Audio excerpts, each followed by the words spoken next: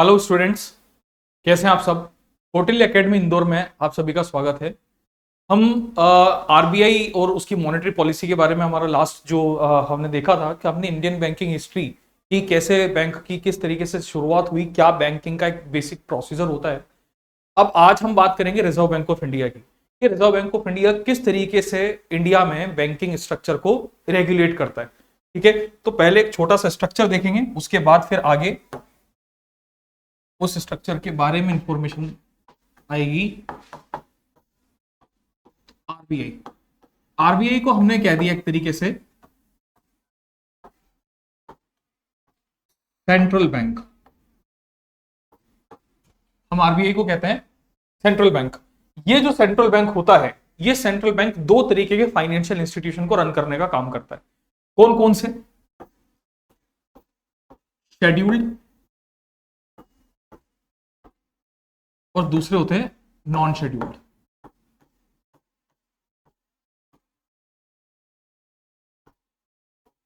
Scheduled और non scheduled दो तरीके के इंस्टीट्यूशन को रन करने का काम करता है, शेड्यूल्ड और नॉन शेड्यूल्ड। शेड्यूल्ड किसे कहते हैं? शेड्यूल्ड का मतलब हम ये समझेंगे वो इंस्टीट्यूट जो आरबीआई एक्ट 1934 के शेड्यूल नंबर सेकंड का पार्ट होते हैं। वो पर्टिकुलरली बैंक या वो इंस्टीट्यूट जो RBI act 1934 section number schedule number second का पार्ट होते हैं, उनको शेड्यूल्ड बोल देंगे। जो यहां पर नहीं आएंगे वो नॉन शेड्यूल्ड बोल दिए जाएंगे। ठीक, अगर हम इसमें भी आगे फर्दर डिवीजन करें तो जैसे कि कमर्शियल बैंक्स, कोऑपरेटिव बैंक्स,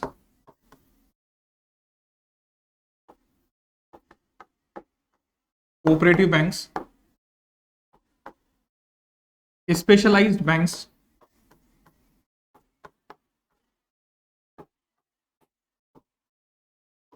और development banks.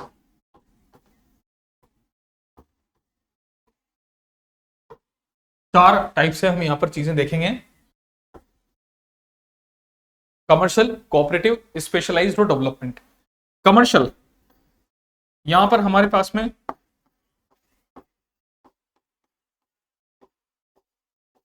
Public sector,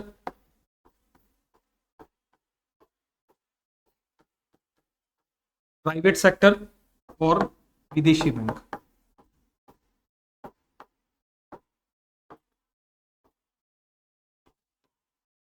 foreign banks. अगर हम कोऑपरेटिव की बात करें तो यहां पर हमारे पास में primary cooperative,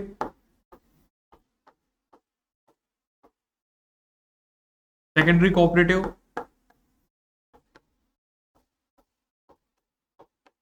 state cooperative. Primary, secondary, state cooperative. Specialised मैं एक एक करके भी आपको बताऊंगा कि इनको हम यहां पर क्यों लिख रहे हैं। सबसे पहले सिर्फ हम इसको एक बार बना लेते हैं, इसको समझ लेते हैं। नाबार्ड, एक्सिम,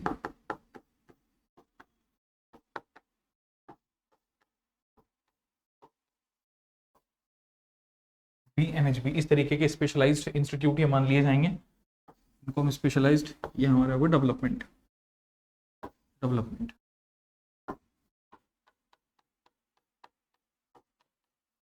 आईएफसीआई,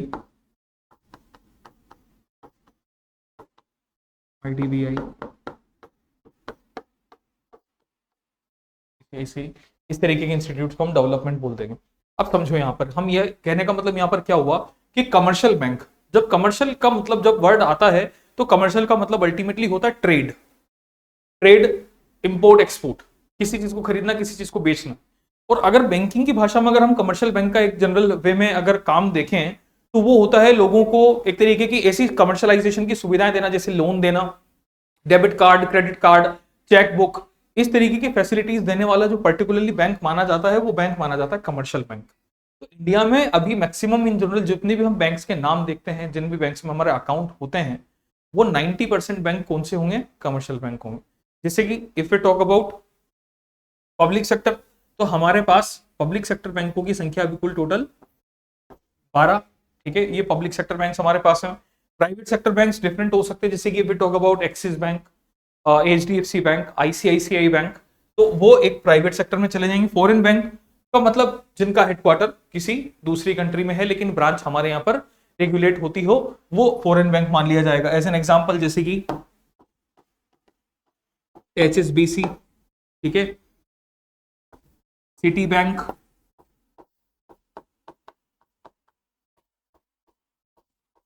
ये कुछ इस तरीके के बैंक्स हो जाएंगे। और भी बहुत सारे, बार्कलेज हो गया, डॉच बैंक हो गया, तो ऐसे बहुत सारे बैंक हैं जो विदेशी बैंकों की सूची में आएंगे। कोऑपरेटिव बैंक्स का मतलब होता है वो इंस्टीट्यूट जो अलग अलग एजेंसीज के मिलने से, अलग अलग लोगों के कॉपरेशन से मिलकर बनी है। कॉपरेशन का मतलब होता है सहयोग, सहकार। तो कोऑपरेटिव बैंक का मतलब होता है सहकारी बैंक। तो सहकारी बैंक जैसे प्राइमरी सेकेंडरी, प्राइमरी सेकेंडरी का मतलब जो रूरल लेवल पे है, ग्रामीण स्तर पर रूरल, उसके बाद में जो अर्बन लेवल पर है, डिस्ट्रिक्ट लेवल पे, that is secondary. State cooperative bank हम बोल देते हैं जनरली, जैसे जो भी राज्य स्तर पर जो भी पर्टिकुलरली बैंक होगा उसको एक तरीके का स्टेट कोऑपरेटिव मान लिया जाता है। स्पेशलाइज्ड का मतलब होता है कि वो बैंक या वो इंस्टीट्यूट जो किसी एक स्पेसिफिक सेक्टर के लिए काम करते हैं, किसी स्पेशल सेक्टर के लिए काम करते हैं। जैसे कि हमने नाम लिखा है नाबार्ड।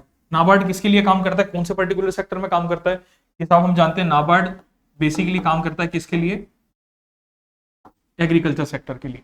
एग्रीकल्चर सेक्टर का एक रेगुलेटिंग बैंक जो इंडिया में माना जाता है दैट इज नाबार्ड। दूसरी तरफ हम बात करें जैसे एक्सिम, तो एक्सिम का मतलब यहां पर EXIM, EXIM का मतलब हो जाता है एक्सपोर्ट इंपोर्ट, आयात निर्यात बैंक, एक्सपोर्ट इंपोर्ट बैंक। यानी कि वो इंस्टीट्यूट जो एक्सपोर्ट इंपोर्ट को रेगुलेट करने का काम करता है इंडिया में, that is Exim. SIDBI, small industries development bank of India, small industries development bank of India. जितने भी छोटे उद्योग होते हैं, छोटी इंडस्ट्रीज हैं, उन सभी छोटी इंडस्ट्रीज को रन करने के लिए पर्टिकुलरली जिस बैंक का इस्तेमाल किया जाता है, जो बैंक एक लीडिंग अथॉरिटी की तरह काम करता है, that particular leading authority is the SIDBI. NHB, national housing bank, जो भी हाउसिंग जितनी भी स्कीम्स वगैरह हैं, गवर्नमेंट अगर कभी भी फंडिंग वगैरह का काम करती है, लेंडिंग का काम करती है, सरकार को या तो पैसे चाहिए या कोई योजना अगर हाउसिंग से जुड़ी हुई अगर लॉन्च करनी हो तो उसके लिए जो फंडिंग दी जाती है that is by NHB, national housing bank. तो ये स्पेशलाइज्ड, किसी पर्टिकुलर सेक्टर के लिए स्पेशलाइज्ड है। डेवलपमेंट बैंक का मतलब एक तरीके से हम इंडस्ट्रियलाइजेशन में काम करने वाले बैंक भी बोल सकते हैं, ठीक है। इंडस्ट्रियलाइजेशन में इंडस्ट्रीज वगैरह के अंदर काम करने वाला बैंक एक डेवलपमेंट बैंक माना जा सकता है।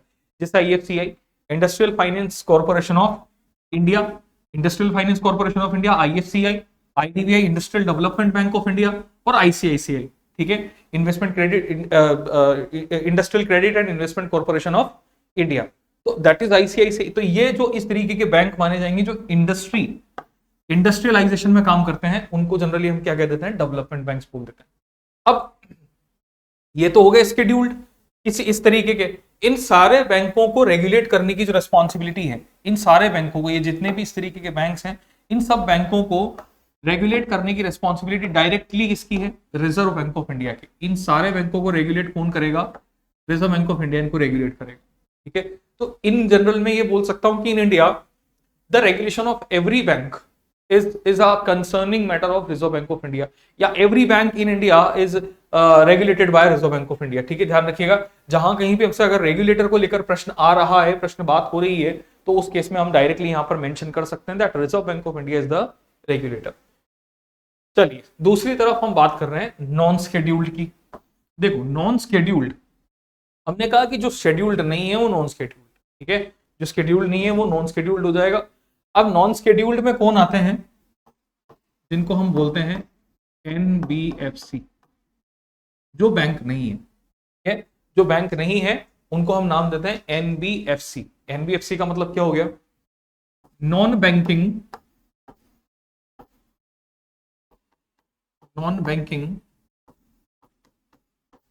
Financial company, non banking financial company, non banking finance company, that is basically the NBFC। यानी कि एक ऐसी संस्था, एक ऐसा फाइनेंशियल इंस्टीट्यूशन जो बैंक नहीं होता लेकिन बैंक की तरह काम कर सकता है, उसे कहते हैं NBFC। हमारी लास्ट भी बात हुई थी कि ये कंपनीज एक्ट पे काम करेंगे, company act 2013, company act 2013, company act 2013 बोल दीजिए, या फिर 1956 का अमेंडमेंट ले लीजिए, एक ही चीज है, कंपनी एक्ट 1956 और कंपनी एक्ट 2013। इधर अगर हम कमर्शियल बैंकों को लेकर चल रहे हैं, इनकी अगर बात करें तो इनका जो रेगुलेशन चलता है वो चलता है on banking regulation act 1949, banking regulation act 1949 के हिसाब से, ठीक है, किनका, कमर्शियल बैंकों की अगर हम बात करें तो वो बैंकिंग रेगुलेशन एक्ट 1949 के हिसाब से चलेंगे। ये एक बेसिक स्ट्रक्चर है जो reserve Bank of India follow करता है। इंडिया में बैंकिंग स्ट्रक्चर को एक बेसिक लेवल पे इस तरीके से फॉलो किया जाता है, इसको ध्यान रखिएगा, ठीक है। ये एक बार देख कर रखना है, इसको समझना थोड़ा सा कि किस किस तरीके के से जितने भी फाइनेंशियल इंस्टीट्यूट्स हैं इन सबको रेगुलेट मैनेज करने की जिम्मेदारी रिजर्व बैंक ऑफ इंडिया को हमने दी हुई है, ठीक है। दूसरे पॉइंट पर आते हैं कि रिजर्व बैंक ऑफ इंडिया के बारे में जानते हैं कि आरबीआई आखिर क्या है।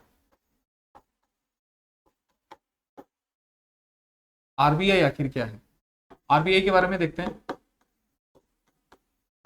एक एक पॉइंट करके देखते हैं। आरबीआई हम कह रहे हैं सेंट्रल बैंक ऑफ इंडिया है, is the regulate monetary authority of India, monetary authority of India that is reserve Bank of India, ठीक है। एक एक करके पॉइंट देख रहे हैं। First point that is establishment,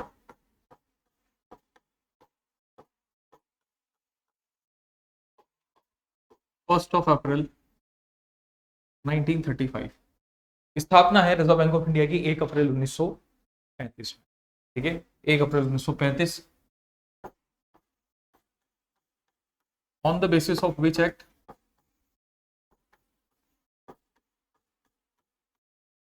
RBI act 1934, RBI act 1934, ठीक। कमीशन की बात करें, कौन सा कमीशन इससे रिलेटेड माना जाता है, हिल्टन यंग कमीशन, जिस कमीशन की रिकमेंडेशन पर आरबीआई शुरू किया गया, हिल्टन यंग कमीशन, या फिर हम इसको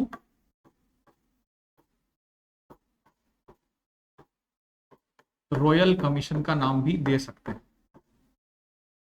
रॉयल कमीशन का नाम भी दे सकते हैं, जिस रिपोर्ट पर आरबीआई बना उस रिपोर्ट का नाम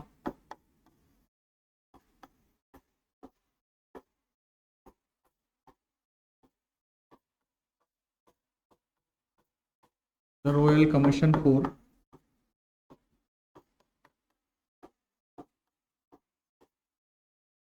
इंडियन करेंसी एंड फाइनेंस,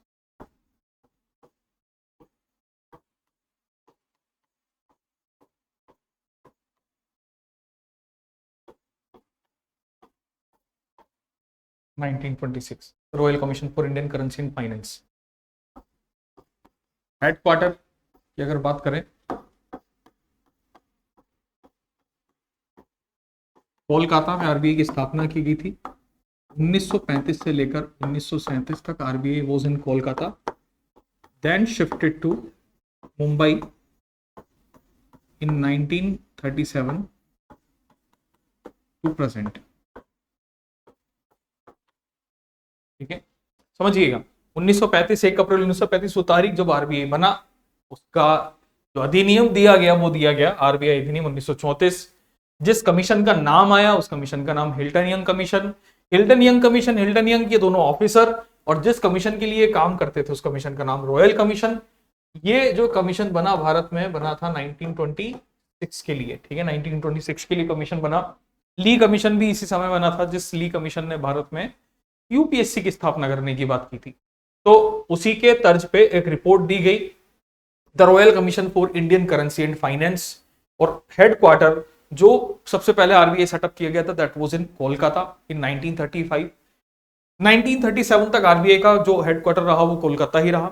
उसके बाद 1937 में इसे शिफ्ट किया गया मुंबई में, जो कि आज तक भी प्रेजेंट में कहां पर चलता है, बॉम्बे के अंदर इज द हेडक्वार्टर, ठीक। Then first governor, first governor of RBI, RBI के पहले governor sir Osborne Smith.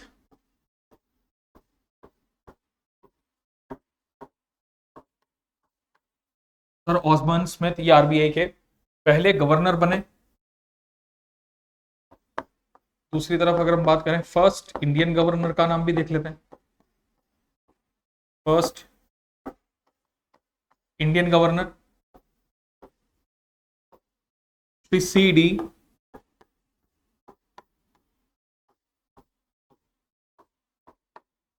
Deshmukh, C D Deshmukh साहब।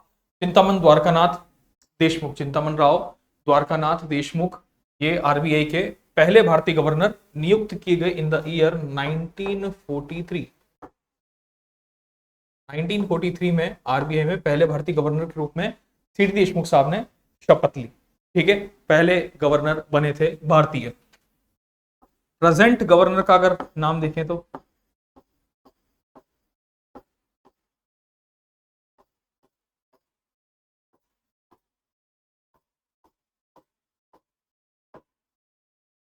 श्री शक्तिकांत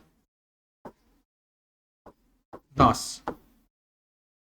श्री शक्तिकांत दास अभी वर्तमान में जो आरबीआई के गवर्नर हैं इज श्री शक्तिकांत दास।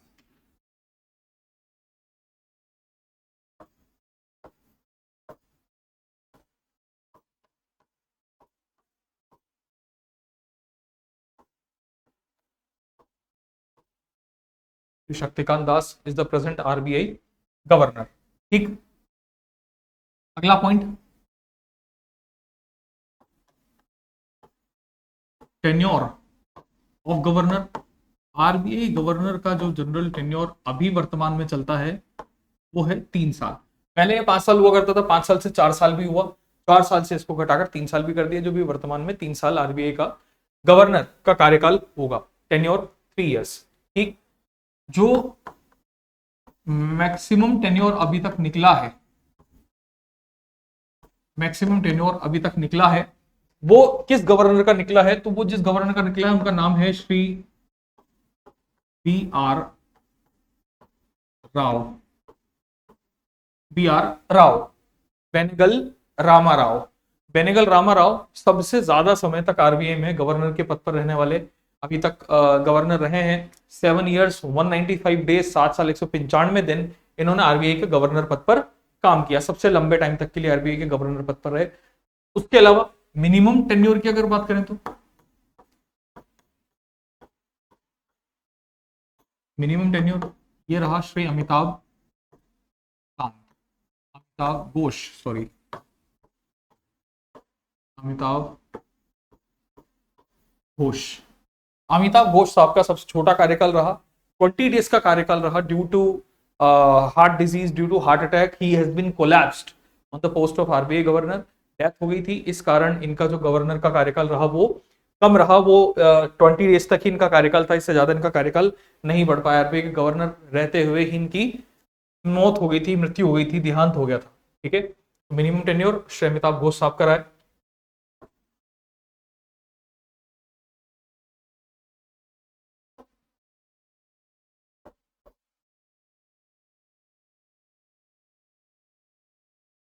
के अलावा हम बात करें दैट इज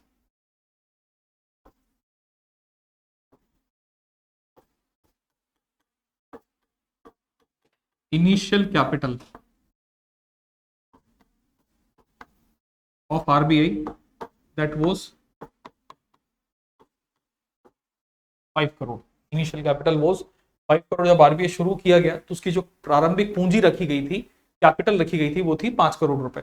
इस 5 करोड़ रुपए को क्या किया हुआ था, 100 रुपीस पर शेयर की वैल्यू पे डिवाइड किया हुआ था। ठीक है, 100 रुपीस पर शेयर की वैल्यू पे इसको डिवाइड किया गया था। तो ये initial capital reserve Bank of India की उस समय थी। अगर इसके फाइनेंशियल ईयर की हम बात करें तो वो जो फाइनेंशियल ईयर है वो गवर्नमेंट ऑफ इंडिया का ही फाइनेंशियल ईयर यहां पर फॉलो किया जाता है, 1st of April to 31st of March। 1st of April to 31st of March, this is the financial year। ठीक, इसके अलावा अगर हम बात करें कि यहां पर आरबीआई का एक लोगो भी दिया हुआ है, दैट लोगो इज टाइगर और palm tree, tiger and palm tree, this is the logo of Reserve Bank of India, tiger plus palm tree, ये आरबीआई का लोगो बताया हुआ है।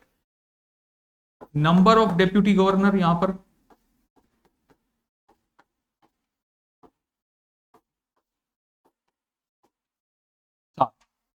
Number of deputy governors RBI के अंदर कुल टोटल कितने होते हैं? 4। ठीक है, तो ये एक बहुत बेसिक सी information Reserve Bank of India के बारे में, एक जनरल, एक बेसिक कि भाई ये इस तरीके से किस। अच्छा, एक पॉइंट और हम इसमें देख लेते हैं, that is nationalisation of RBI. ये बड़ा इंपॉर्टेंट पॉइंट था, हमने इसको मिस कर दिया, देख रहे लेकिन इसको। Nationalisation of RBI, nationalisation of RBI that has taken place on 1st of January 1949, 1 जनवरी 1949। दिस इज द ईयर या date of nationalisation of Reserve Bank of India. ध्यान रखिएगा, आरबीआई इससे पहले एक प्राइवेट संस्था के रूप में काम करता था, एक प्राइवेट बॉडी के रूप में काम करता था, जो कि ब्रिटिशर्स के अंडर में आती थी। गवर्नमेंट ऑफ इंडिया एक्ट 1935 जब आया तो उसमें कुछ इस तरीके की रिकमेंडेशंस थी, तो उनके अकॉर्डिंग ये काम करता था। लेकिन 1949 में 1 जनवरी 1949 को आरबीआई को क्या कर दिया गया? कंप्लीटली नेशनलाइज कर दिया गया, राष्ट्रीयकृत कर दिया गया, और आरबीआई एक गवर्नमेंट इंस्टीट्यूट बन गया, गवर्नमेंट ऑफ इंडिया के अंडर में एक इंस्टीट्यूट बन गया। ठीक है, इस समय 1 जनवरी 1949 यहां पर जो आरबीआई के गवर्नर थे वो थे सीडी देशमुख साहब। जब ये नेशनलाइजेशन हुआ, जब ये राष्ट्रीयकरण हुआ, उस समय आरबीआई के गवर्नर थे सीडी देशमुख। उन्हीं के जस्ट बाद में जो गवर्नर बने थे वो बने थे श्री बेनेगल रामाराव। ठीक है, यानी कि 1949 तक सीडी देशमुख गवर्नर रहे। 31 मार्च 1949 सीडी देशमुख, चिंतामण राव, द्वारकानाथ देशमुख, और उनके बाद में जो गवर्नर बनाए गए थे वो बनाए गए थे श्री BR राव, बेनेगल रामाराव साहब, ये आरबीआई के गवर्नर बने। तो यहां पर राष्ट्रीयकरण आरबीआई का 1 जनवरी 1949 को किया गया। उसका कारण कुछ इस तरीके से हम मान सकते हैं, कारण कुछ ऐसा बना उसका कि उस समय जो भारत सरकार थी, भारत सरकार को एक ऐसे फाइनेंशियल इंस्टीट्यूशन की जरूरत थी जो इंडिया के जितने भी जो दूसरे बैंक्स हैं उन सबका एक तरीके से प्रॉपर रेगुलेशन करके चलता। तो इसके लिए रिजर्व बैंक ऑफ इंडिया को नेशनलाइज करना काफी ज्यादा जरूरी था। उसके अलावा जैसे जो पाकिस्तान अपना सेंट्रल बैंक बना चुका था, जो म्यांमार भारत से अलग हुआ था उनका अपना एक सेंट्रल बैंक क्रिएट हो चुका था, बन चुका था, तो आरबीआई उन कंट्री से भी एक तरीके से मुक्त हो चुका था, फ्री हो चुका था। अदरवाइज पाकिस्तान में जो बैंक्स थे उनको कुछ समय तक, आफ्टर इंडिपेंडेंस, कुछ समय तक रिजर्व बैंक ऑफ इंडिया ने रेगुलेट किया है। ठीक है, कुछ कंडीशंस कुछ इस तरीके की थी तब कि जो पाकिस्तान की जो बैंक्स हैं, जब तक पाकिस्तान अपना रेगुलेटरी बैंक नहीं बना था तब तक उनके बैंक्स को generally reserve Bank of India regulate करके चलता। तो वो रेगुलेशन हुआ, उसके कंप्लीट होने के बाद में 1948 में एक डिसीजन आया कि रिजर्व बैंक ऑफ इंडिया को नेशनलाइज कर दिया जाए, राष्ट्रीयकृत कर दिया जाए, और उसी के तहत 1 जनवरी 1949 साल की पहली तारीख आरबीआई को राष्ट्रीयकृत का दर्जा दे दिया गया। ठीक है, थोड़ा सा ध्यान रखने लायक एक पॉइंट है, याद रखना जरूरी है इसको। जो लोगो है that is tiger plus palm tree, this is the logo, और जो फाइनेंशियल ईयर है वो 1 अप्रैल से 31 मार्च चल रहा है। तो this is the basic information. अच्छा, यहाँ पर कई जगह आपको नाम डॉक्टर BR अम्बेडकर का भी देखने को मिलेगा। रिजर्व बैंक ऑफ इंडिया में जनरली डॉक्टर BR अम्बेडकर का भी नाम आता है। डॉक्टर BR अम्बेडकर की एक किताब थी बड़ी अच्छी, उन्होंने एक किताब लिखी थी, the problem of Indian rupee, its origin and it's solution नाम से। ध्यान रखिएगा, कई बार एग्जाम में पूछ लिया जाता है, एक बार केबीसी में भी जनरली ये क्वेश्चन पूछा गया था। ठीक है, तो ध्यान रखना, डॉक्टर BR अम्बेडकर ने किताब लिखी थी, थीसिस थी इनकी एक्चुअली, द प्रॉब्लम ऑफ रूपी, द प्रॉब्लम ऑफ रूपी, its origin and it's solution नाम से। द प्रॉब्लम ऑफ रूपी, its origin and it's solution. इसी के ऊपर डॉक्टर BR अम्बेडकर को PhD की डिग्री दी गई थी और उन्हें डॉक्टर की उपाधि मिली थी। 3 PhD धारक हैं डॉक्टर BR अम्बेडकर। जनरली इतिहास में अगर हम जाकर देखें तो 3 बार वो PhD कर चुके हैं। तो इस the problem of Indian rupee, its origin and it's solution के आधार पर भारत में एक मांग उठी थी कि एक सेंट्रल बैंक होना चाहिए जो बाकी के सारे बैंक्स को रेगुलेट करके चलता हो। यानी कि कहीं ना कहीं आरबीआई का जो फाउंडेशन स्टोन था उसकी नींव रखने का जिम्मेदार किसे माना जाता है? डॉक्टर बी आर अम्बेडकर को माना जाता है, क्योंकि उनकी इस थीसिस पे, और उन्होंने रिजर्व बैंक ऑफ इंडिया को भारत में लाने के लिए हिल्टन यंग कमीशन को भी एक अपना जो अपनी साइड से एक रिकमेंडेशन थी वो दी कि नहीं, इस तरीके का हमें एक सेंट्रल बैंक चाहिए जो बाकी के सारे बैंकों को रेगुलेट करके चलता हो। वो उसके पीछे कारण बने थे कुछ युद्ध, जैसे कि first world war. First world war में उन देशों की अर्थव्यवस्था बिल्कुल खत्म हो गई जिन देशों के पास उनका पर्टिकुलरली कोई सेंट्रल बैंक नहीं था। लेकिन जिन कंट्रीज के पास में उनके सेंट्रल बैंक्स थे, जैसे कि यूनाइटेड स्टेट्स, यूके, जिनके पास में अपने सेंट्रल बैंक्स अवेलेबल थे, उन देशों की अर्थव्यवस्था पर कोई किसी तरीके का प्रभाव नहीं पड़ा। तो इस कारण भारत को भी अपना एक सेंट्रल बैंक रिक्वायर्ड था, इसलिए reserve Bank of India RBI को रिकमेंड किया गया। आरबीआई की रिकमेंडेशन की बात आई। अंग्रेजी सरकार भी इस पक्ष में थी कि एक ऐसा इस तरीके का एक बैंक जो है सेंट्रल बैंक, उसकी भारत में शुरुआत की जाए। तो दैट इज द रीजन कि रिजर्व बैंक ऑफ इंडिया इस समय बनाया गया। ठीक है, आगे चलते हैं, कुछ और पॉइंट्स देखते हैं इसके ऊपर, जैसे कि आरबीआई की कमेटी। आरबीआई की कमेटी की बात करें अगर हम, तो इसमें जो मेंबर्स होते हैं आरबीआई कमेटी के अंदर, वो मेंबर्स कुछ इस तरीके से होते हैं कि जैसे एक तो गवर्नर, गवर्नर कितने होंगे? एक गवर्नर होगा। दूसरा हमने नाम दिया था डेप्यूटी गवर्नर्स का, और डेप्यूटी गवर्नर्स कितने हो गए? 4 डेप्यूटी गवर्नर्स होते हैं आरबीआई के अंदर।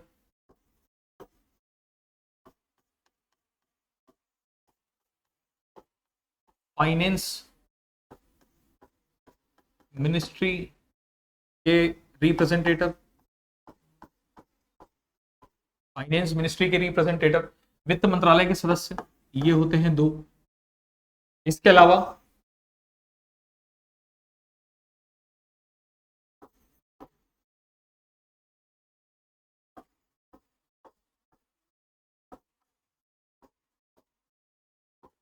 लोकल बोर्ड मेंबर्स,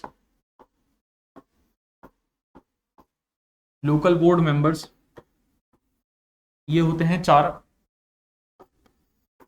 और भारत सरकार के प्रतिनिधि, government of India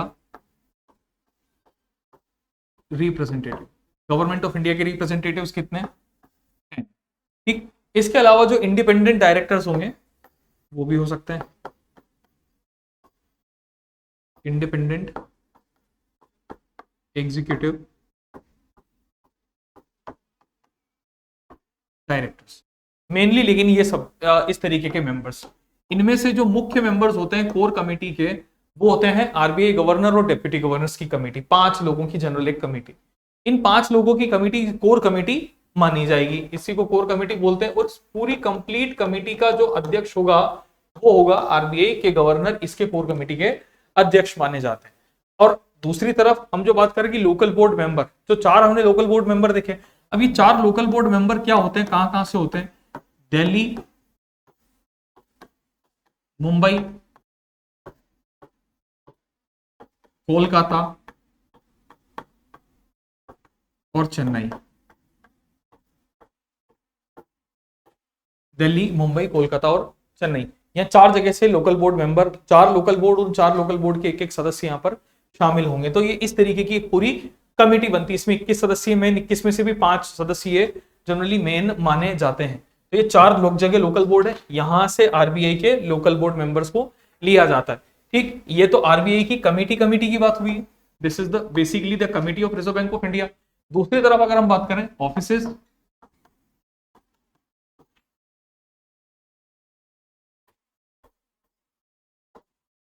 RBI offices, RBI offices की बात करें तो एक तो headquarter, 4 local board, 27 regional offices,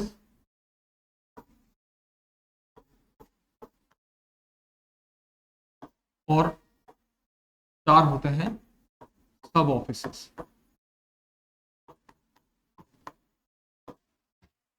एक headquarter, 4 local board, 27 regional office और 4 होंगे सब ऑफिसेस। रीजनल ऑफिस का मतलब यहां पर क्या हुआ कि स्टेट कैपिटल्स के अंदर, स्टेट कैपिटल्स में राज्यों की राजधानी के अंदर रिजर्व बैंक ऑफ इंडिया का जो पर्टिकुलरली ऑफिस होता है, यानी कि ये ध्यान रखिएगा, स्टेट कैपिटल्स में आरबीआई का जो ऑफिस है इसको रीजनल ऑफिस बोला जाता है, स्टेट कैपिटल ऑफिस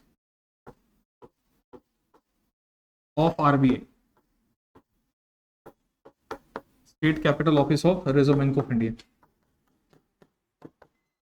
इसको हम क्या मानते हैं, ये रीजनल ऑफिस की कैटेगरी में आते हैं। स्टेट ऑफिस जो होंगे वो सारे रीजनल ऑफिस की कैटेगरी में आ जाएंगे यहाँ पे। ठीक है, तो ये बेसिकली द ऑफिस होते हैं रिजर्व बैंक ऑफ इंडिया के लिए। ठीक, तो ये हमने इधर कमिटी और इधर हमने बात की ऑफिसेस की। तो ये जो 4 हमने देखे हैं यहाँ पर, सब ऑफिस और 4 लोकल बोर्ड, ये 4 लोकल बोर्ड ये यही वाले लोकल बोर्ड्स हैं। ठीक है, 4 लोकल बोर्ड्स यही वाले लोकल बोर्ड्स हैं। और राज्यों के अंदर जो आरबीआई के कार्यालय होते हैं उनको बोला जाता है रीजनल ऑफिस या सब ऑफिस। ठीक, एक होता है पर्टिकुलरली हेडक्वार्टर जो कि मुंबई में स्थित है, मुंबई। ठीक है, ये हेडक्वार्टर कहां पर स्थित है, मुंबई के अंदर स्थित है। These are the offices of RBI. ठीक, इसके बाद आगे चलते हैं, आगे देखते हैं। यहां पर हम एक बात और देख लेते हैं कि सब्सिडरीज कौन कौन से हैं आरबीआई की। सिर्फ इनके नाम नाम हम देखेंगे यहां पर।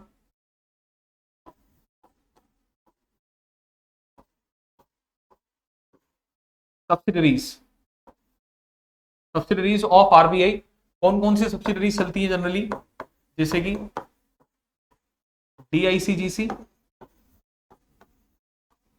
B R, BN, MPL, IF, BAS,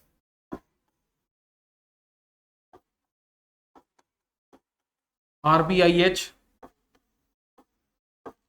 और इसके अलावा आरईबीआईटी। ये कुछ इस तरीके की subsidiaries Reserve Bank of India चलाता है।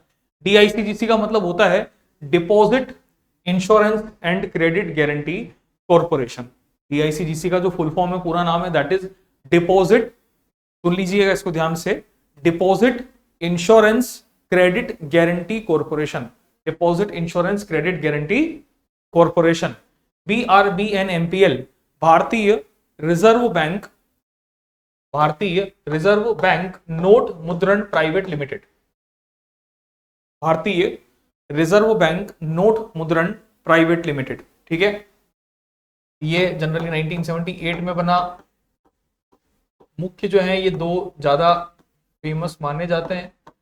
ठीक है, इसलिए इनके एस्टैब्लिशमेंट ईयर भी हम थोड़े से ध्यान में रखेंगे, 1978 और 1995। भारतीय रिजर्व बैंक नोट मुद्रण प्राइवेट लिमिटेड, नाम से समझ में आ रहा होगा कि ये जो कंपनी है वो नोटों की छपाई का या इस तरीके का काम रिजर्व बैंक ऑफ इंडिया के लिए करती है। IFTAS, Indian financial technology and allied services, Indian financial technology and allied services. जितनी भी फाइनेंशियल टेक्नोलॉजी का भारत में काम चलता है, बैंकों से रिलेटेड, फाइनेंशियल सर्विसेज से रिलेटेड, उस सारी फाइनेंशियल टेक्नोलॉजी को रेगुलेट करने के लिए जो कंपनी बनी हुई है उस कंपनी का नाम है IFTAS, Indian financial technology and allied services. एक तरफ RBIH, reserve bank innovation hub. RBIH का मतलब यहां पर क्या हुआ है, रिजर्व बैंक इनोवेशन हब। कोई भी आरबीआई के लिए नया किसी तरीके का इनोवेशन करना, कोई खोज करना, कोई ऐप बनाना, नई कोई किसी तरीके की टेक्नोलॉजी डेवलप करना, ये काम किसका है, आरबीआईएच का। और एक है REBIT, reserve bank information technology private limited, यानी कि IT cell.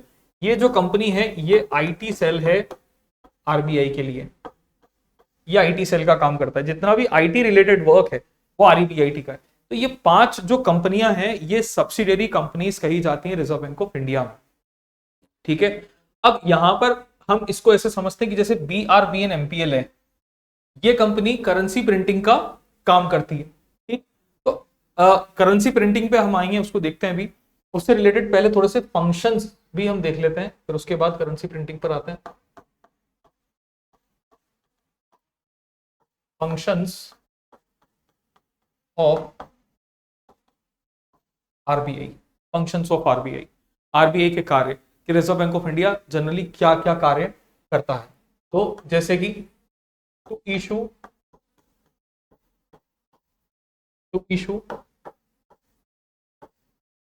Currency, to issue currency,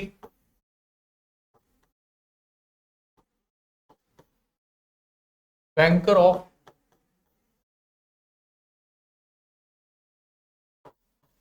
all banks,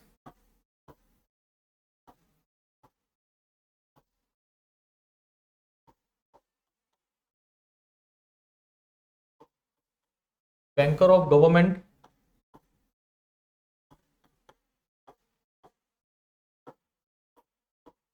manager of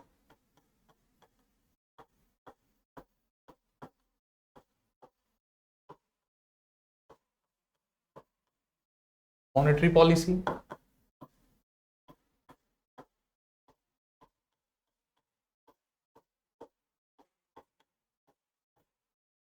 credit control,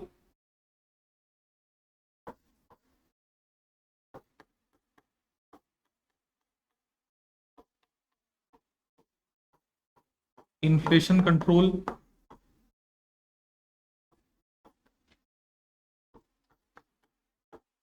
forex management,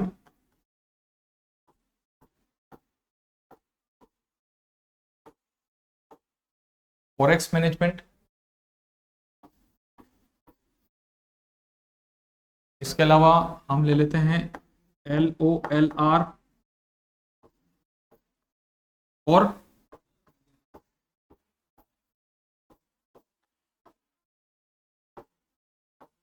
development and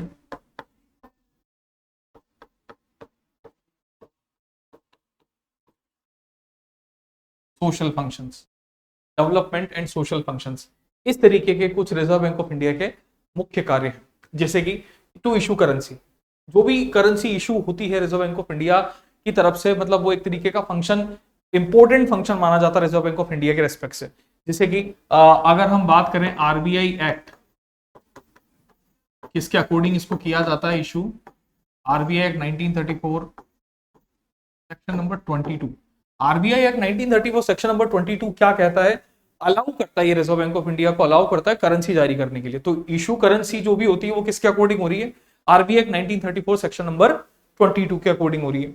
banker of all banks, India में जितनी भी पर्टिकुलरली बैंक्स हैं उन बैंकों का एक बैंक कौन, रिजर्व बैंक ऑफ इंडिया। जैसे कि हमने हमारा अकाउंट किसी पर्टिकुलर किसी भी बैंक में, एक्स बैंक में हमने हमारा अकाउंट ओपन करवाया हुआ है, तो ये बैंक भी तो अपना कहीं ना कहीं अकाउंट ओपन करवा सकता है।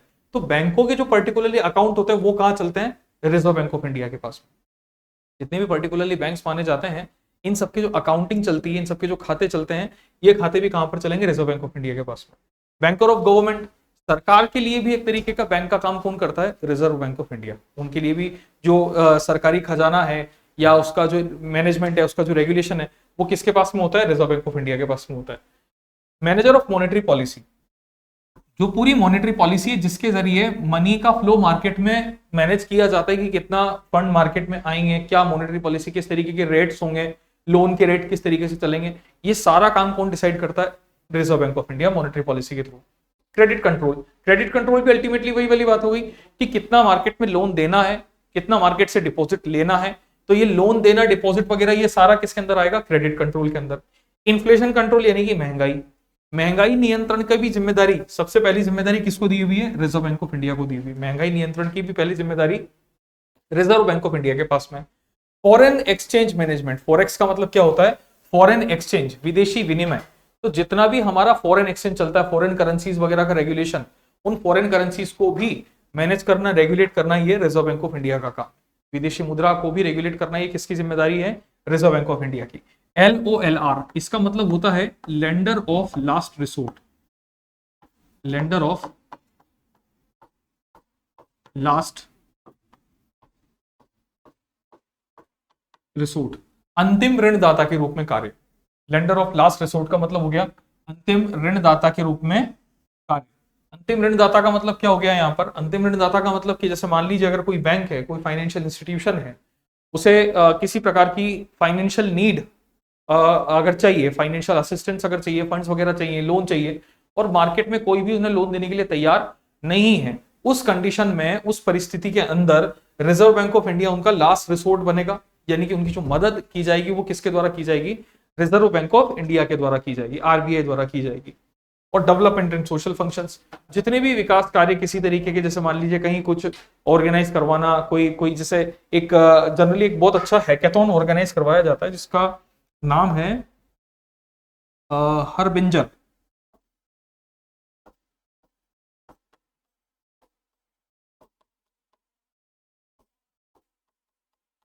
हरबिंजर ये एक हैकेथॉन टूर्नामेंट है।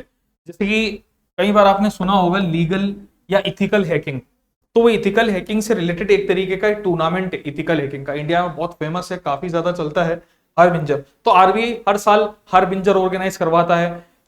उसके अलावा अगर हम बात करें, जैसे फाइनेंशियल लिटरेसी वीक ऑर्गेनाइज करवाया जाता है in the month of February, ठीक है, फरवरी के मंथ में फाइनेंशियल लिटरेसी वीक आता है। तो ये जो इस तरीके की जितनी भी चीजें हैं, ये डेवलपमेंट एंड सोशल फंक्शंस की तरह से रिजर्व बैंक ऑफ इंडिया इनको मैनेज रेगुलेट करने का काम करता है। ठीक, अब हम आते हैं इस वाली बात पर कि ये जो बीआरबी एंड एमपीएल है ये जनरली क्या है। देखो, इसको हम एक तरीके से लिखते हैं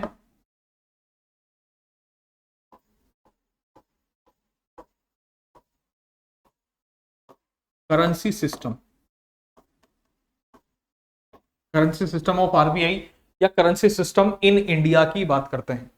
तो करेंसी सिस्टम इन इंडिया में सबसे पहले पॉइंट पर हम बात करेंगे कि कौन सी कंपनियां हैं, अभी हमने नाम देखा, जो करेंसी प्रिंट या इशू करने का काम करती हैं। तो अभी हमारे पास में एक नाम आया, उसके अलावा भी हम एक नाम और देखेंगे। एक नाम हमने देख लिया, B R B N M P L, B R B N M P L, B R B N M P L 1995 Bangalore is the headquarter. और एक कंपनी है जिसका नाम है S P M C I L 2006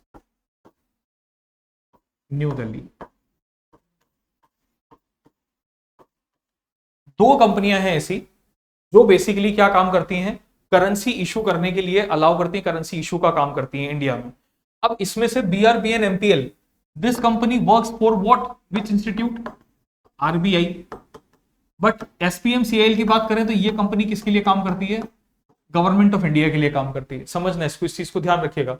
बीआरबीएन MPL is the subsidiary of Reserve Bank of India, पर SPMCIL जो company है, ये जो कंपनी है ये गवर्नमेंट ऑफ इंडिया, भारत सरकार के लिए काम करती है। एसपीएमसीआईएल का मतलब क्या हुआ, security security printing and minting corporation of India limited, security printing and minting corporation of India limited, ठीक है, 2006 नई दिल्ली। ये भी कंपनी भारत में करेंसी वगैरह जारी करने का काम करती है, भारत सरकार के लिए काम करती है। एक भारत सरकार के लिए काम करती है और दूसरी रिजर्व बैंक ऑफ इंडिया के लिए काम करती है, तो दो तो ही कंपनी हो गई। इसके अलावा अगर हम आगे चल लें तो हम दो तरीके के करेंसी सिस्टम चलते हैं, एक नोट और एक सिक्के। तो हम पहले बात करते हैं यहां पर प्रिंटिंग प्रेस।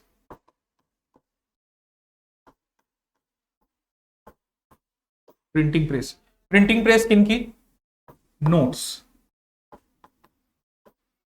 भारत में कहां कहां पर नोट छापे जाते हैं, नोट्स की जो प्रिंटिंग प्रेस है वो कहां कहां पर है, करेंसी प्रिंटिंग प्रेस की हम बात कर रहे हैं। तो हमारे पास चार जनरली प्रिंटिंग प्रेस है, कहां कहां पर, देवास, नासिक, मैसूर और सलबोनी।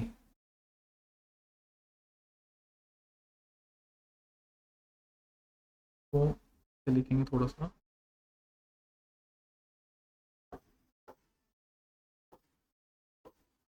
देवास, नासिक,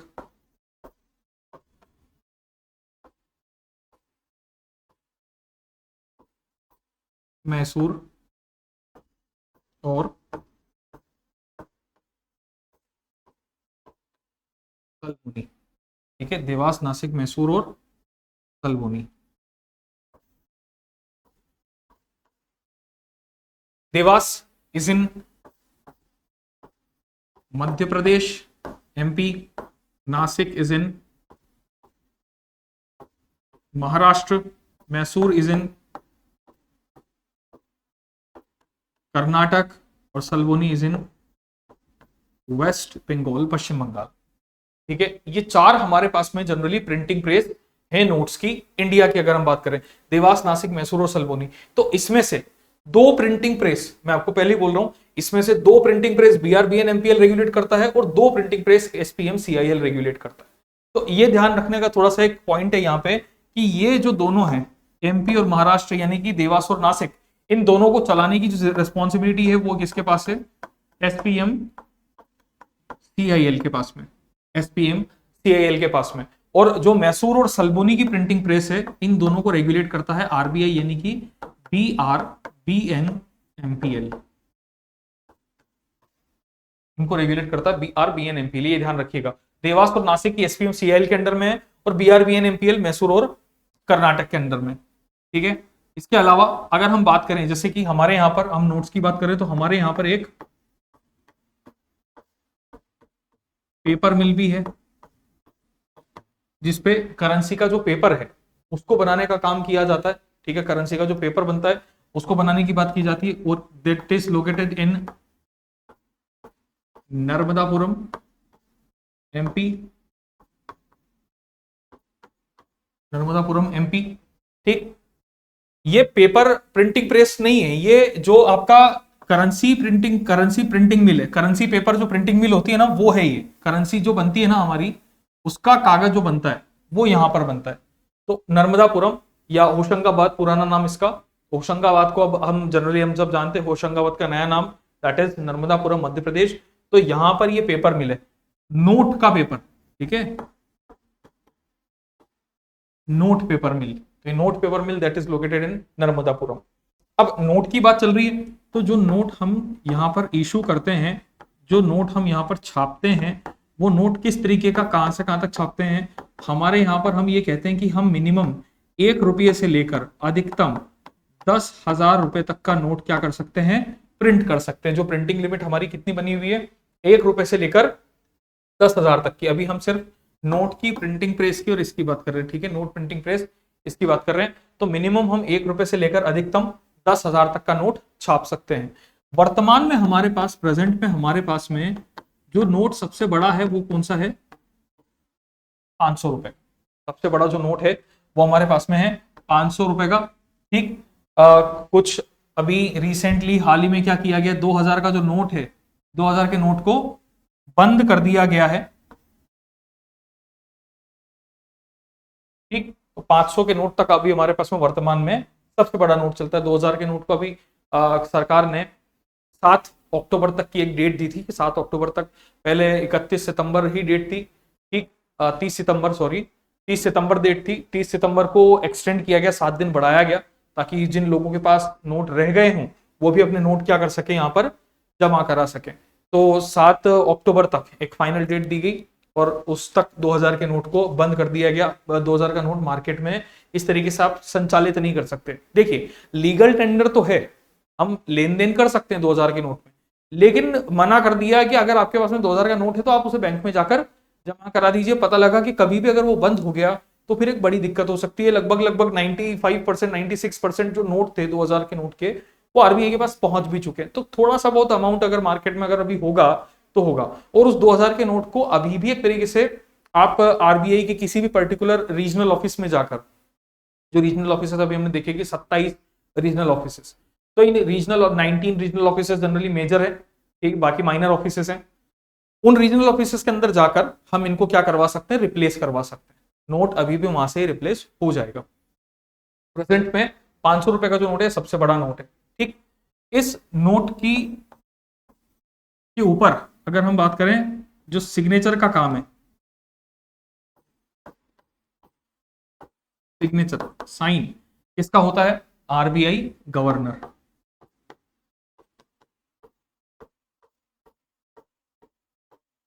आरबीआई गवर्नर, जो सिग्नेचर यहां पर किया जाता है that is of RBI governor. ठीक, और जो नंबर ऑफ लैंग्वेजेस रिटर्न होती हैं एक करेंसी नोट के ऊपर, टोटल कितनी भाषाएं जनरली लिखी होती है यहाँ पर 17 लैंग्वेजेस, 17 भाषाएं एक नोट के ऊपर लिखी हुई होती है, जिसमें से 15 भाषाएं तो क्षेत्रीय भाषाएं हो सकती हैं और एक हिंदी और एक इंग्लिश हो सकती है। कुल मिलाकर 17 भाषाएं हो सकती है अधिकतम एक नोट के ऊपर।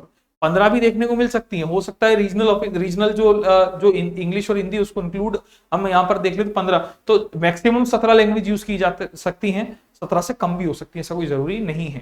ठीक, तो लैंग्वेजेस टोटल 17। नोट की गारंटी कौन देगा?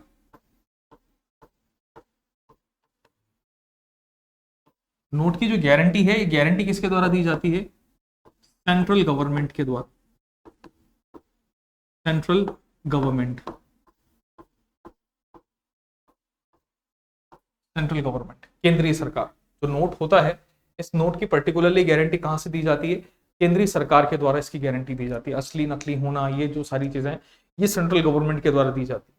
ठीक, 1917 में हमने हमारे यहाँ पर 1917 में, जैसे कई बार इन जनरल आपसे क्वेश्चन अगर पूछ लिया जाए कि भारत में 1 रुपए का नोट पहली बार कब जारी किया गया, 1 रुपए का नोट पहली बार कब जारी किया गया, तो 1917 में। ठीक है, ये ध्यान रखिएगा, इसको देखते हैं। जैसे अगर हम नोट की अभी बात कर रहे हैं, एक point as a 1 rupee note कब जारी किया गया? ये 1970 में, 1917 में, 1917 में जो 1 रुपए का नोट है उसको जारी किया गया था। ठीक, इसके अलावा ठीक है, अगर हम देखें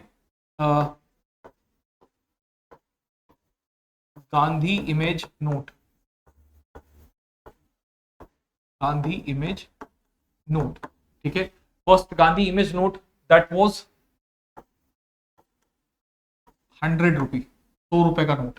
गांधी इमेज नोट पहला कौन सा आया था? 100 रुपए का नोट जारी किया गया था in the year 1969 on the 100th birth anniversary of Mahatma Gandhi. 1969 Gandhi ji की इमेज वाला एक नोट सबसे पहली बार जारी किया गया था 1969 में। जनरली कई बार हमें ऐसा सुनने को मिलता है कि महात्मा गांधी का फोटो नोट पर क्यों, ऐसा आजादी के बाद ऐसा क्यों किया गया कि उनके इमेज को जो है नोट पर छाप दिया गया, उनके फोटो को नोट पर छाप दिया गया। तो यहाँ पर समझिए, ये आजादी के बाद नहीं किया गया, ये किया गया 1969 में, 1969 में, जब गांधी जी की बर्थ एनिवर्सरी थी, तो उस समय ये इमेज यहाँ पर दी गई थी। उसके पीछे भी बहुत सारे कारण थे, जैसे कि ग्लोबल करेंसी का होना। जितनी भी मैक्सिमम ऐसी मुद्राएं हैं, बड़ी मुद्राएं हैं अलग अलग देशों की, उन सब देशों की मुद्राओं पर आप उन देशों से संबंधित किसी एक फेमस व्यक्ति का जो इमेज है वो देख सकते होंगे। कहने में कई बार कहा जाता है कि कुछ और दूसरा फोटो पे तो लग सकता था, किसी और की इमेज हम यहाँ पर रख सकते थे, लेकिन यहाँ पर क्या था कि महात्मा गांधी को एक राष्ट्रपिता का दर्जा प्राप्त था, यानी कि भारत की पहचान महात्मा गांधी से भी थी और गांधी की पहचान भारत से भी थी। दोनों एक दूसरे के पर्याय माने गए। जनरली हम सभी एक दूसरे के पर्याय माने जाते हैं, अगर भारत के निवासी सारे जितने भी हैं सब एक दूसरे के पर्याय माने जाते हैं, लेकिन यहाँ पर महात्मा गांधी को आजादी का एक अलग रूप में उनको दिखाया गया, एक अलग रूप में उनको दर्शाया गया है। इन जनरल कभी आप महात्मा गांधी के बारे में पढ़ेंगे तो आपको बहुत सारी चीजें नई जानने को मिलेंगी। ठीक है, तो ऐसे में क्या था कि इसलिए 1969 में 100 रुपीज का एक जो नोट है वो गांधी इमेज नोट जारी किया गया था। और इसके अलावा जैसे कि अगर हम बात करें smiling Gandhi,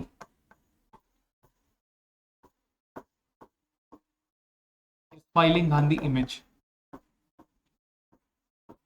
smiling Gandhi image, smiling Gandhi image कौन से वाले नोट पर सबसे पहले दी गई? 500 रुपए के नोट पर 1987 में, 1987 में 500 रुपए के नोट पर जो आज की वर्तमान जो एक इमेज चलती है महात्मा गांधी की, उस इमेज को रखा गया था, smiling Gandhi image, that is on 500 rupee of note in 1987। 1987 में 500 रुपए के नोट पर इस इमेज को प्लेस किया गया था, ये इमेज रखी गई थी। ठीक है, तो 3 पॉइंट थोड़े से ध्यान रखने वाले हैं, इनको हमें याद रखना है। ठीक, इसके अलावा अगर हम बात करें कि जैसे नोट भारत में डीमोनेटाइज भी हुए हैं,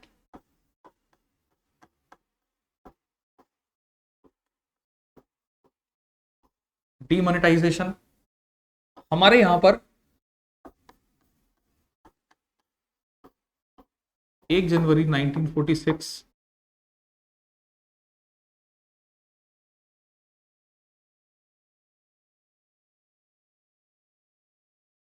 1 जनवरी 1946 1 जनवरी 1978 और 8 नवंबर 2016। 3 बार डीमोनेटाइजेशन जनरली हो चला है भारत के अंदर, अगर हम इंडिया की बात कर रहे हैं तो। 1 जनवरी 1946 को जो डीमोनेटाइजेशन हुआ वो हुआ 5,000 के नोट का और 10,000 के नोट का। 5,000 के नोट का और 10,000 के नोट का, जिन्हें डीमोनेटाइज किया गया था 1946 में, क्योंकि ब्रिटिश गवर्नमेंट, ब्रिटिश रिकॉग्निशन एक नोट थे दोनों, 5,000 और 10,000, तो इनको भारतीय मुद्रा में ढालना था। इस कारण 1946 में इन दोनों को क्या कर दिया गया, डीमोनेटाइज करके 1951-52 के अंदर दोबारा रीमोनेटाइज किया गया, दोबारा वापस जारी किया गया। डीमोनेटाइज के बाद, डीमोनेटाइजेशन के बाद एक प्रोसेस होता है जिसको बोला जाता है रीमोनेटाइजेशन। बाद में जब डीमोनेटाइजेशन हो गया उसके बाद में एक प्रोसेस होता है जिसका नाम होता है रीमोनेटाइजेशन। तो ये 2 रीमोनेटाइजेशन, इसके अलावा 1978 1000, 5,000 और 10,000, इनका फिर डीमोनेटाइजेशन हुआ, जिसमें से 5,000 और 10,000 को कंप्लीट डीमोनेटाइज करके 1000 को क्या कर दिया गया, रीमोनेटाइज कर दिया गया। और 8 नवंबर 2016 यहां पर भी क्या किया गया, 500 के नोट का और 1000 के नोट का डीमोनेटाइजेशन हुआ, जिसमें से 1000 के नोट को पूरी तरह बंद कर दिया गया, डीमोनेटाइज कर दिया गया, और 500 के नोट को दोबारा वापस से रीमोनेटाइज कर दिया गया। तो ये 3 बार ऐसे डीमोनेटाइजेशन इंडिया में हो चुके हैं। ठीक है, तो ये 3 डीमोनेटाइजेशन माने जाते हैं। इसके अलावा जैसे अगर हम ऐसे नोट की बात करें जो जो एक तरीके से नॉट वैलिड या इनवैलिड नोट्स, कि किस तरीके के नोट्स जो हैं वो वैलिड नहीं माने जा सकते, किस तरीके के नोट को हम वैलिड करार नहीं दे सकते, सत्य नहीं मान सकते। तो ऐसे में इनवैलिड नोट्स कौन कौन सी, जैसे कि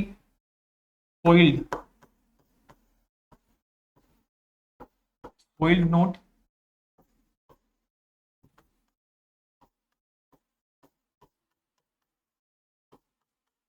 इम्परफेक्ट नोट और म्यूटिलेटेड नोट, ये इनवैलिड की कैटेगरी में जाएंगे। जैसे सोइल का मतलब हो गया डर्टी नोट, गंदा नोट।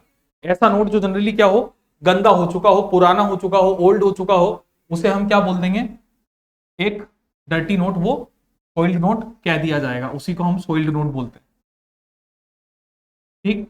दूसरा इम्परफेक्ट, जिस पर या तो कोई प्रिंटिंग एरर हो या किसी के ऊपर आपने उस नोट को जैसे वो जो है पेस्टेड हो, गम वगैरह लगा हुआ हो, सेलोटेप चिपकी हुई हो, नोट के ऊपर आपने कुछ लिख दिया, कोई कलर लगा हुआ है, तो उस कंडीशन में वो इम्परफेक्ट नोट। और म्यूटिलेटेड नोट का मतलब क्या होगा, कटा फटा note, wear and tear. Wear and tear, अगर नोट जो है वो 2 हिस्से ज्यादा हिस्सों में बटा हुआ है, ठीक है, फटा हुआ नोट है, तो वो किस में चला जाएगा, म्यूटिलेटेड नोट के अंदर।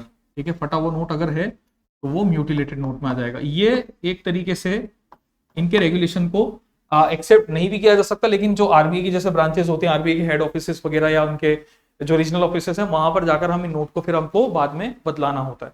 अदरवाइज बैंक चाहे तो इनके लिए मना कर सकता है। ठीक है, तो ये इस तरीके के 3 टाइप के ऐसे नोट होते हैं जो इनवैलिड सिचुएशन में भी जा सकते हैं। ठीक है, दैट्स इट। आज हम यहीं तक बात कर रहे हैं, नोट तक। इसके बाद में कल हम बात करेंगे, नेक्स्ट लेक्चर में हमारी बात चलेगी कोइंस को लेकर भी, और किस तरीके से इनके एक्ट्स किस तरीके से ये जो है रन करते हैं, किस तरीके से इनको मार्केट तक पहुंचाया जाता है उस पर। ठीक, और उसके साथ साथ मॉनेटरी पॉलिसी की, आरबीआई इस मॉनेटरी पॉलिसी को किस तरह से मार्केट में रेगुलेट करता है, कैसे ये सारी चीजें, रेट्स वगैरह और ये सब चीजें डिसाइड की जाती है। ठीक है, तो आज तक के लिए बस इतना ही। इसको एक बार रिवाइज करिएगा, पूरा ये देखिएगा कि किस तरीके से हमने यहाँ से शुरुआत जो आरबीआई देखा है यहीं से, कि कैसे ये बैंक चलते हैं, आरबीआई की पूरी एक बेसिक हिस्ट्री, स्ट्रक्चर, इसको एक बार रिवाइज करिएगा, देखना।